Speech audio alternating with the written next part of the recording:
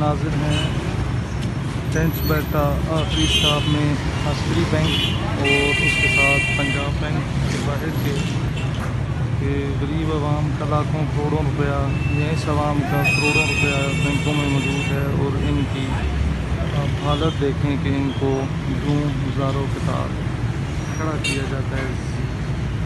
हम इसे इज़्ज़त तो नहीं कह सकते, सिर्फ ज़लील और रुसवाई का कह सकते हैं कि बैंकों की हालत ये है कि ना इनके पास पार्किंग होती है मुनासिब, ना इनके पास कोई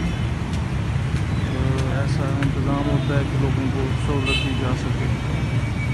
मैं अरबाब इख्तियार व इक़्तिदार से मुखातिब हूँ कि अगर इन लोगों ने आपको मौका दिया है तो इन्हें इतना ज़लील मत करें कि उन्हीं लोगों को मौका देने पर मजबूर हों जिनसे ये पहले खुश ज़लील हुआ करते थे।